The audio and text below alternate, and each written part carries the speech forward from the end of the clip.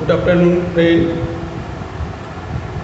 आज अपन देखने वाले हैं मांग का नियम, लॉ ऑफ डिमांड। ये सेकंड यूनिट में आता है। इसके पहले अपन ने देखे थे मांग क्या होती है, एक मांग को निर्धारित करने के लिए कौन से तत्व उसमें सम्मिलित होना चाहिए, और मांग के बारे में परिभाषा किन किन लोगों ने की थी, इसके बारे में जूम मीटिंग में अपन ने देखे थे।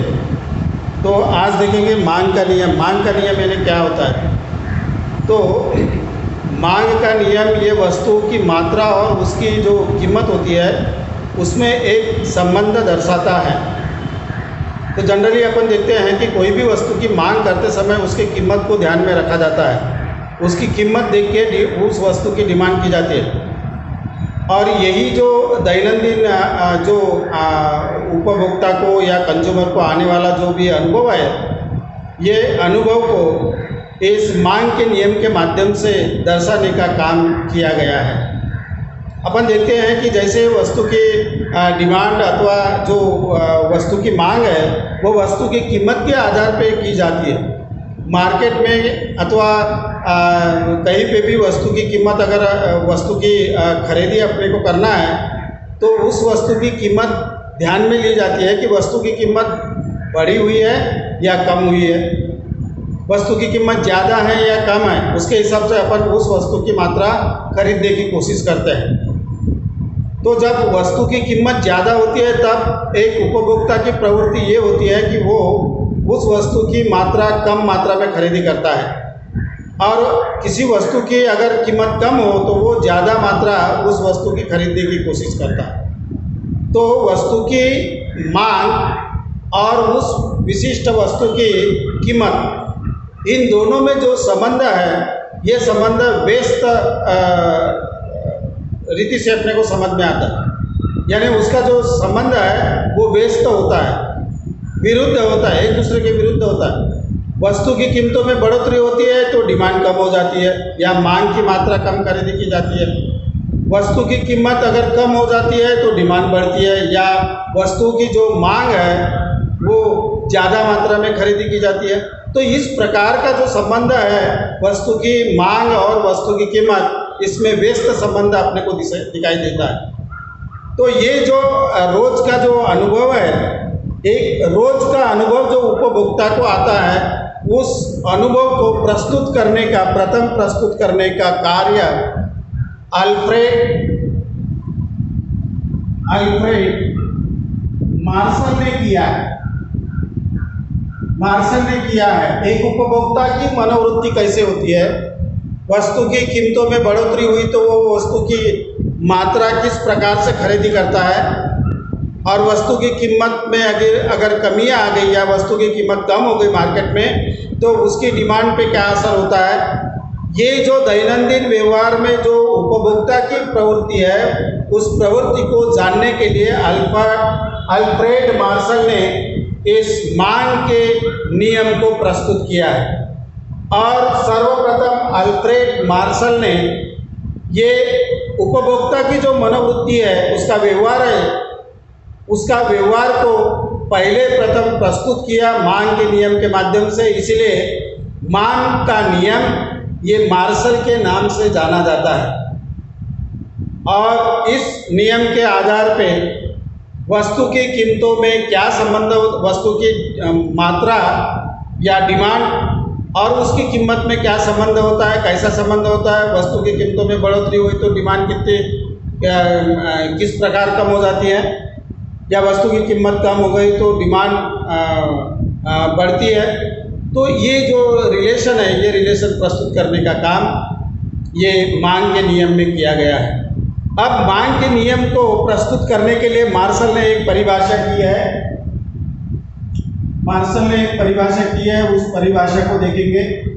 परिभाषा, मांग के नियम की परिभाषा, उसमें उन्होंने बताया है कि अन्य बातों को समान रहने पर, अन्य बातों को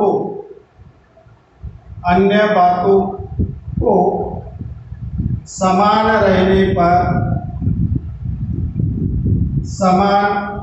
रहने पर वस्तु की कीमत गिरने के साथ वस्तु की कीमत गिरने के साथ वस्तु की कीमत गिरने के साथ मांग बढ़ती है, मांग बढ़ती है तथा वस्तु की कीमत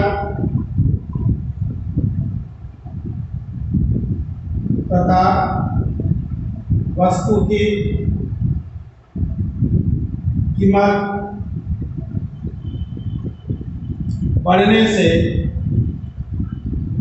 मांग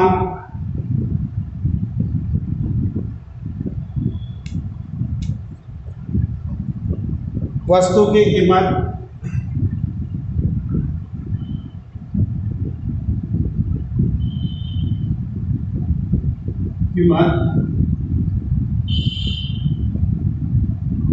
बढ़ने से मांग कम हो जाती है। इस प्रकार से इस मांग के नियम को इस अल्फ्रेड मार्शल ने इसको प्रस्तुत किया है। उन्होंने कहा है इस परिभाषा को प्रस्तुत करते समय अन्य बातों के समान रहने पर वस्तु की कीमत गिरने के साथ मांग बढ़ती है तथा वस्तु की कीमत बढ़ने से मांग कम हो जाती है। ये जो अनुभव है, ये अनुभव उपभोक्ता को मार्केट में हमेशा आता है। आपको भी अनुभव आया होगा, जैसे जैसे एक आध वस्तु की कीमत बढ़ते जाती है तो उसकी कम मात्रा में डिमांड की जाती है और उसकी कीमत कम होने से ज़्यादा मात्रा में उस वस्तु की खरीदी की जाती है।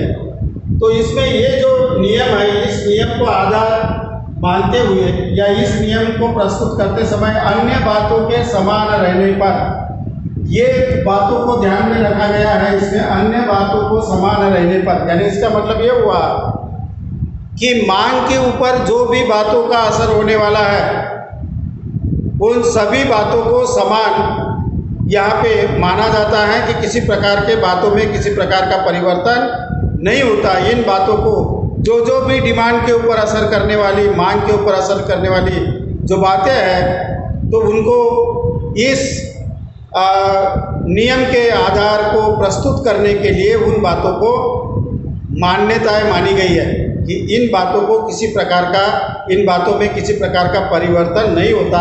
इसीलिए मार्शल ने यहाँ पे कहा है अन्य बातों के समान रहने पर वस्तु की कीमत गिरने के साथ मांग बढ़ती है तथा वस्तु की कीमत बढ़ने से मांग कम हो जाती है। इसी को मांग का नियम कहते हैं।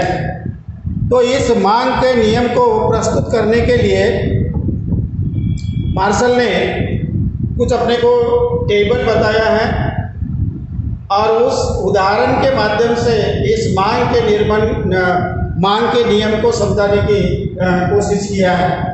तो उस टेबल के माध्यम से अथवा उस एक उपभोक्ता की मार्केट में क्या प्रवृत्ति होती है वस्तु की खरीदने की, अगर मांग में कीमत में बढ़ोतरी होती है या कीमत कम हो जाती है, तो एक उदाहरण के माध्यम से अपन इस व्यवहार को समझ सकते हैं अथवा मांग के नियम को समझ सकते हैं। तो एक तालिका दी हुई है, एक तालिका के माध्यम से अपन इस मांग के नियम को समझ सकते हैं। तो तालिका में एक्स वस्तु की कीमत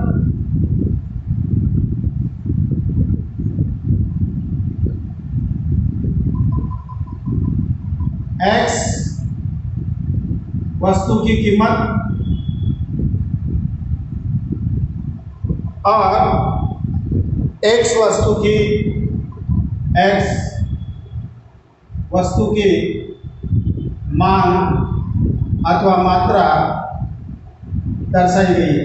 इसमें इस तालिका में वस्तु की कीमत for example 15 rupees, 20 rupees, 25 rupees, 30 rupees, इस प्रकार से 35 रुपीज़, इस प्रकार से अपन इस वस्तु की कीमत को निर्धारित किया। अब यहाँ पे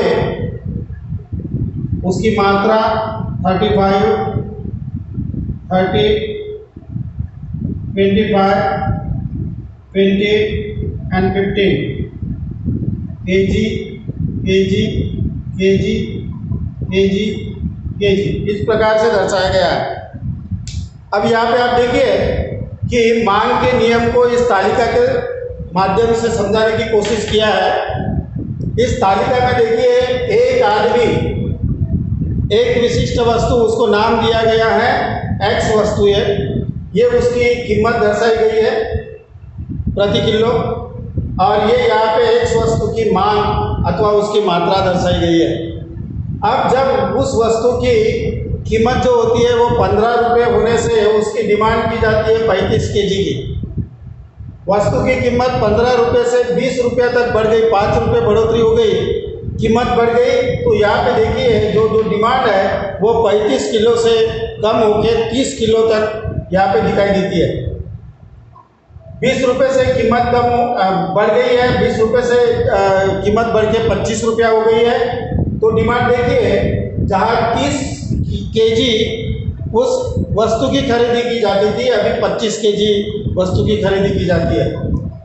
25 रुपये से 30 रुपया उसकी कीमत बढ़ गई, 5 रुपये से और बढ़ गई, तो इधर डिमांड और 25 से 20 हो गई, इधर 30 रुपये से 35 रुपया उसकी प्राइस हो गई। तो यहाँ पे 20 किलो से और 15 kg उसकी खरीदी की जाने वाली मात्रा अपने को दिखाई देती है। यानी यहाँ पे अगर देखेंगे तो वस्तु की कीमत, एक वस्तु की कीमत जैसे जैसे बढ़ते जाती है वैसे वैसे उसकी मात्राएं खरीदी करने की जो प्रवृत्ति होती है उपभोक्ता की, वो कम कम मात्रा की खरीदी करता है। तो इस नियम के आधार पर अपने को देखने को मिलता है कि वस्तु की कीमतों में बढ़ोतरी होने से वस्तु की डिमांड जो है वो कम मात्रा में की जाती है। और इधर अगर देखते हैं कि वस्तु की कीमत जैसे 35 रुपये से 15 रुपये तक आ जाती है, यानी इसका मतलब वस्तु की कीमत अगर कम होती जाती है, तो यहाँ पे देखिए वस्तुओं की मात्रा में बढ़ोतरी हुई दिखाई देती है कि 35 रुपया किलो अगर उसकी प्राइस है तो 15 kg की खरीदी की जाती है, लेकिन 15 रुपये किलो अगर उसकी प्राइस हो जाती है तो 35 kg की खरीदी की जाती है, यह मात्रा खरीदी की जाती है। तो इस प्रकार से जैसे जैसे वस्तु की कीमत बढ़ते जाती है, मात्राएं वो कम खरीदी करता है, जैसे जैसे वस्तु की कीमत ये कम होते जाती है वैसे वैसे वो वस्तु की मात्राएं ज़्यादा खरीदी करने की कोशिश करता है। और यही मनोवृत्ति अपन मार्केट में जाती है तो अपनी भी होती है।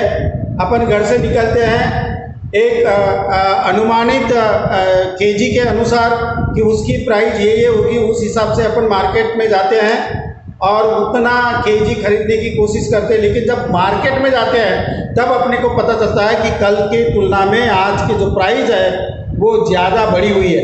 तो घर से अपन जितने भी वस्तु खरीदी करने की एक अनुमान लगा के आते हैं, तो जब कीमत बढ़ती हुई दिखती है तो अपन कम मात्रा उसकी खरीदी करते हैं। तो ये अपनी जो उपभोक्ता की मनोवृत्ति है, ये मनोवृत्ति मार्शल ने इस मांग के नियम के माध्यम से यहाँ पे समझाया, अपने को समझाया है।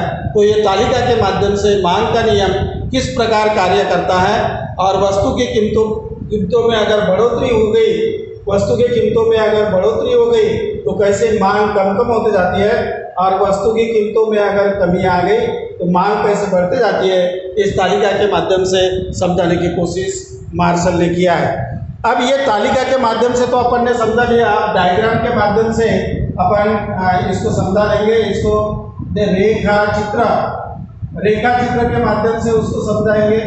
तो ये रेखा चित्र मैंने एक निकाला, इसको आड़े में वो नाम दिया और यहाँ पे x नाम दिया और इसको y नाम दे दिया। इस प्रकार से x और y नाम देकर अपन इस रेखा चित्र के माध्यम से मांग के नियम को समझा सकते हैं। अब यहाँ पे देखिए कि वस्तु की जो कीमत है, वो वस्तु की कीमत यहाँ से शुरुआत होती है 0 से। तो यहाँ पे आएगा पहले 15 रुपया, 20, 25, 30 और 35। तो यहाँ पे 15 रुपये लिखेंगे, 15 रुपीज, यहाँ पे 20, यहाँ पे 25, यहाँ पे 30 और यहाँ पे 35।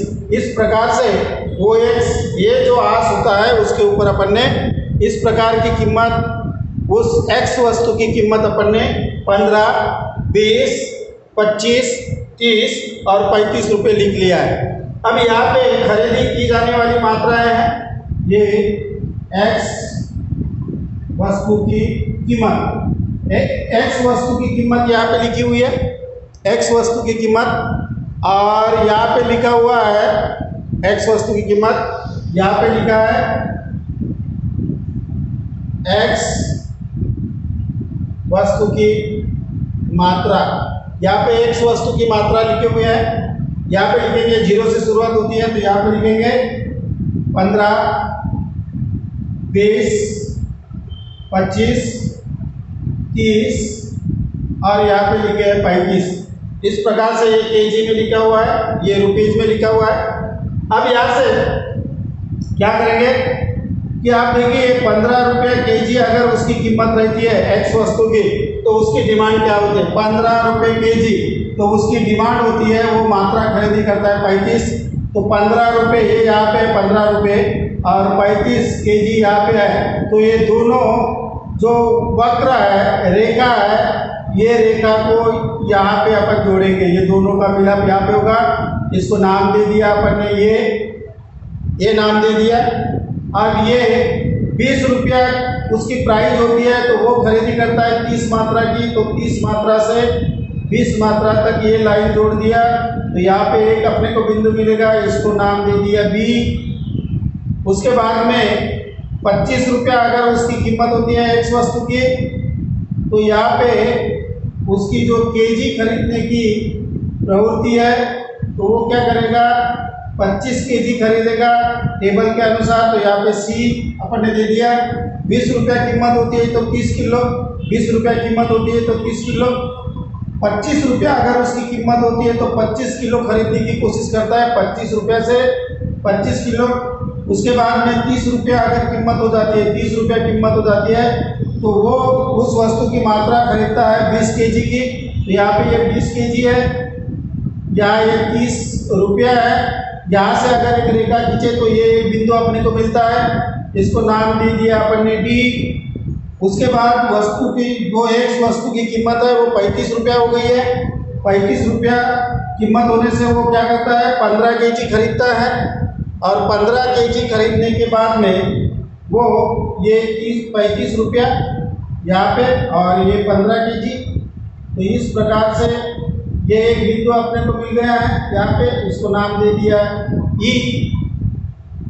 तो इस प्रकार से ये अपने को एक पॉइंट मिल गए हैं अलग अलग। 15 रुपये 35 केजी एक पॉइंट, 20 रुपया 30 केजी एक पॉइंट, 25 रुपया 25 केजी एक पॉइंट, 30 रुपया 20 केजी एक पॉइंट मिल गया, और 35 रुपया 15 केजी ये एक पॉइंट मिल गया।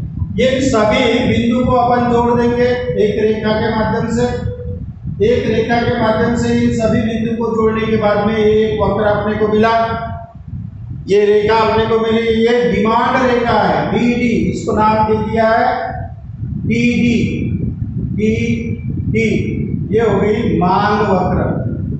मांग वक्र, ये मांग वक्र इस प्रकार से होता है। अब यहाँ पे देखिए जैसे जैसे इस साइड में देखिए जैसे जैसे 15 से 20, 25, 30, 35 इस प्रकार से अगर उसकी प्राइस बढ़ जाती है, तो यहाँ पे देखिए ये जो वस्तु की जो खरीदी करने की प्रवृत्ति है उपभोक्ता की, तो वो कम कम मात्रा में उसकी खरीदी करता है। 35 से 30, 30 से 25, 25 से 20, 20 से 15 खरीदी करता है। और जैसे जैसे वस्तु की कीमत कम कम होते जाती है, तो वैसे वैसे वो ज़्यादा मात्रा खरीदी करने की कोशिश करता है। तो ये वो एक्स आस पे वस्तु की कीमत और वो वाई आस पे वस्तु की एक्स वस्तु की मात्रा दर्शाई गई है। और ये इनको जिस वस्तु की कीमत एक्स वस्तु की कीमत जितनी रहती है उतनी मात्रा जो खरीदी करता है, ये यहाँ पे एक अपन ने बिंदु लगाए हैं अलग अलग प्रकार के, इसको जोड़े हैं। तो ये डी डी ये एक वक्र अपने को मिल गया। ये वक्र अपने को क्या बताता है? मांग वक्र बताता है। तो इसीलिए इस प्रकार का जो वक्र है, ये वक्र ऊपर से नीचे आने की कोशिश कर रहा है। ये वक्र देखिए नीचे से ऊपर से नीचे आ रहा है, ऊपर से नीचे की ओर उसका ढलान है। ये लेफ्ट साइड से राइट साइड तक आने का उसका प्रवृत्ति है। ये ऋणात्मक आकार का है, ये धनात्मक नहीं है। धनात्मक यानी ऐसा होता है इस प्रकार से, इसको धनात्मक रेखा कहते हैं। लेकिन इसका आकार कैसे है? ये ऋणात्मक है, ये उतरने वाला है, उतरता हुआ है। इस मांग वक्र की ये प्रवृत्ति है, ये लक्षण है। ये क्या करता है? ऊपर से नीचे की ओर आता है। इसका ढलान ऊपर से नीचे की ओर, और ये लेफ्ट हैंड से राइट हैंड की उतरने की उसकी प्रवृत्ति होती है, और एक ऋणात्मक उसकी प्रवृत्ति दिखाई देती है। तो एक मांग वक्र अथवा मांग नियम का वक्र ये ऊपर से नीचे क्यों आता है? क्योंकि मांग वक्र के अनुसार जब जब वस्तु की कीमत कम हो जाती है तो वस्तु की पहले से ज़्यादा मात्रा खरीदी की जाती है, और वस्तु की कीमत जैसे जैसे बढ़ोतरी होती है वस्तु की कीमतों में, वैसे वैसे वस्तु की कम मात्रा खरीदी की जाती है। इसीलिए एक मांग वक्र ये ऊपर से नीचे की ओर झुकता हुआ दिखाई देता है। कभी कभी इसके ऊपर क्वेश्चन आता है, मांग वक्र का उतार ये ऋणात्मक क्यों है? मांग वक्र ऊपर से नीचे क्यों ढलान में आता है, और मांग वक्र ये लेफ्ट से राइट क्यों उतरता हुआ दिखाई देता है? तो उसका कारण यही है कि इस मांग के वक्र पे आधार पे उपभोक्ता वस्तु की कीमतों के आधार पे वस्तु की खरीदी करता है। जैसे जैसे वस्तु की कीमतों में बढ़ोतरी होती है वस्तु की डिमांड कम की जाती है, और जैसे जैसे वस्तु की कीमत कम होती है वस्तु की डिमांड ज़्यादा की जाती है। इसीलिए एक मांग वक्र ऊपर से नीचे की ओर चलता हुआ दिखाई देता है या उतरता हुआ दिखाई देता है। इसीलिए उसका जो प्रवृत्ति है, उसकी जो प्रवृत्ति है ये ऋणात्मक स्वरूप की प्रवृत्ति दिखाई देती है। तो इस प्रकार से मार्शल ने एक मांग वक्र किस प्रकार से होता है और उपभोक्ता की वस्तु की कीमत और डिमांड में क्या संबंध होता है, उसका रिलेशन क्या होता है, और वस्तु की कीमतों में बढ़ोतरी होने से एक आदमी की मनोवृत्ति मार्केट में किस प्रकार की होती है, इस बातों को इस मांग के नियम के माध्यम से समझाने की कोशिश किया है। तो मुझे उम्मीद है आपको ये टॉपिक समझा होगा। अब ये मांग का जो नियम है, मांग का जो नियम है कुछ मान्यताओं के ऊपर आधारित है, वो मान्यताएं मानना जरूरी है। अगर मांग के नियम की मान्यताएं अपन ने नहीं मानी तो ये मांग का नियम योग्य प्रकार से कार्य नहीं कर सकता, अथवा मांग का नियम लागू नहीं हो सकता। तो मांग की नियम की जो भी मान्यताएं हैं उस मान्यताओं के बारे में पढ़ेंगे। मांग नियम की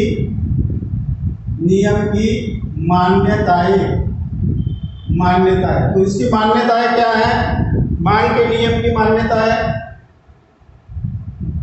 मांग नियम की मान्यताएं, इसकी मान्यताएं क्या है?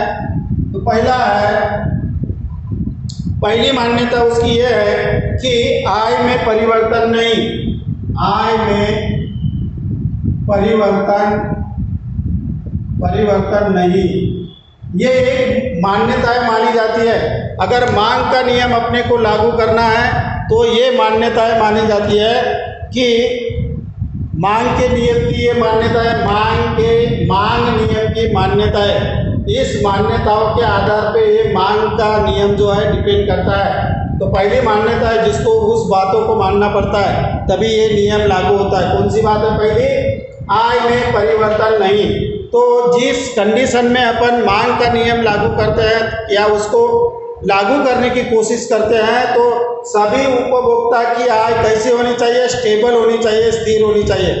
जब वस्तुओं की कीमतों में बढ़ोतरी होती है तो मांग के नियम के अनुसार उसकी डिमांड कम होना जरूरी है। अगर ये अपने को लागू करना है तो सभी की आय स्थिर होना जरूरी है। जब वस्तुओं की कीमतों में बढ़ोतरी होती है और उसके साथ साथ जब उपभोक्ता की आय भी बढ़ती है तो वस्तु की कीमत बढ़ने से मांग के नियम के अनुसार वस्तु की डिमांड कम नहीं होगी, उल्टी वो बढ़ते जाएगी। क्यों?